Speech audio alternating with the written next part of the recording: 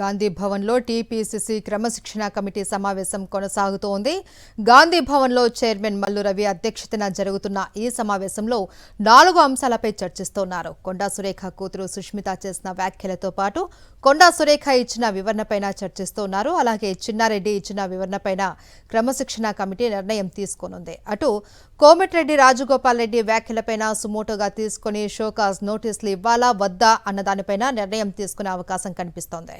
గాంధీ భవన్లో టీపీసీసీ క్రమశిక్షణ కమిటీ సమావేశానికి సంబంధించి పూర్తి డీటెయిల్స్ మా ప్రతినిధి రాకేష్ అందిస్తారు. లైవ్లో రాకేష్. క్రమశిక్షణ కమిటీ తీసుకోబోయే నిర్ణయంపై ఉత్కంఠ నెలకొనుంది. ప్రస్తుతం కమిటీ సమావేశం జరుగుతూ ఉంది. 4 అంశాల ఎజెండాగా ఈ సమావేశం జరుగుతున్నట్టుగా ఎజెండాలో పేర్కొనడం జరిగింది. ప్రధానంగా కొండా సురేఖ వ్యవహారం, సుస్మితా పటేల్ సీఎం రేవంత్ రెడ్డి పైన చేసిన వ్యాఖ్యలు, ఆ తర్వాత కొండా సురేఖకు క్రమశిక్షణ కమిటీ ఇచ్చిన నోటీసులు, ఆ తర్వాత కొండా సురేఖ ఇచ్చిన రిప్లై, వీటిపైన ప్రధానంగా మొదటి ఎజెండాగా చర్చ జరుగుతూ ఉంది. అయితే కొండా సురేఖ ఇచ్చిన వివరణపైన కమిటీ అసంతృప్తి వ్యక్తం చేసినట్టుగా తెలుస్తూ ఉంది. ఎందుకంటే తన కూతురు వ్యాఖ్యలకు తనకు సంబంధం లేదని చెప్పడం ద్వారా పార్టీని ప్రభుత్వాన్ని బలహీనపరిచే అంశానికి దోహదం చేస్తుంది మంత్రి అనే అభిప్రాయంతో క్రమశిక్షణ కమిటీ వచ్చినట్టుగా తెలుస్తూ ఉంది. ఈ అంశంపైన సమావేశం తర్వాత మీడియాతో మాట్లాడే అవకాశం కనిపిస్తుంది. ఇక రెండవది రాజగోపాల్ రెడ్డికి సంబంధించిన అంశం.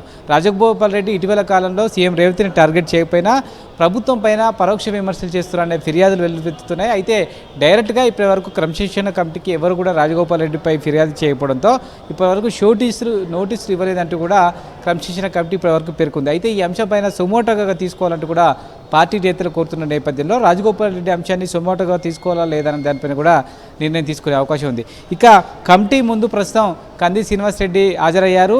2 రోజుల క్రితం సర్వ్ పైన జరిగిన రివ్యూ మీటింగ్లో ఏఐసీసీ సెక్రటరీ ముందే సంజీవ్ రెడ్డి అలాగే కంది శ్రీనివాసరెడ్డి మధ్య వివాదం నెలకొని ఉండడంతో పార్టీకి క్రమశిక్షణ రహితంగా వ్యవహరించారంటూ కూడా కంది శ్రీనివాసరెడ్డికి క్రమశిక్షణ సంఘం నోటీసులు ఇచ్చింది. ఇప్పుడు దానికి సంబంధించి కంది శ్రీనివాసరెడ్డి వివరణ ఇస్తూ ఉన్నారు. ఇక దీంతో పాటు చిన్నారెడ్డికి సంబంధించిన అంశం, చిన్నారెడ్డి కూడా నోటీసులు ఇవ్వడంతో ఈరోజు ఉదయమే చిన్నారెడ్డి వివరణ ఇచ్చారు. అయితే ఆ వివరణను షీల్డ్ కవర్లో ఇవ్వడంతో ప్రస్తుతం దాన్ని ఓపెన్ చేసి దాన్ని సమీక్షిస్తున్నారు. చిన్నారెడ్డి వివరణ సంతృప్తికరంగా ఉందా లేదని దాన్ని పరిశీలించిన తర్వాత చిన్నారెడ్డి వ్యవహారం పైన ఒక నిర్ణయం తీసుకుంటామంటూ కూడా క్రమశిక్షణ కమిటీ చెప్తుంది. ఈ 4 అంశాలలో దాదాపుగా 4టికి ఈరోజు ఖచ్చితంగా నిర్ణయం తీసుకుని రామనే అభిప్రాయంతో క్రమశిక్షణ కమిటీ ఉంది. ఇప్పటికే ఎమ్మెల్యేల నుంచి వెళ్ళి అలాగే మంత్రుల నుంచి కూడా కొండా సురేఖ వ్యవహారంలో ఒత్తిడి వస్తూ ఉంది. కొండా సురేఖ పైన చర్యలు తీసుకోవాలనే డిమాండ్ వినిపిస్తున్న నేపథ్యంలో ఖచ్చితంగా ఆ అంశానికి సంబంధించి ఒక నిర్ణయం తీసుకునే అవకాశం ఉంది. అయితే కొండా సురేఖ పైన నిర్ణయం తీసుకునే అధికారం క్రమశిక్షణ కమిటీకి, రాష్ట్ర క్రమశిక్షణ కమిటీకి లేదు.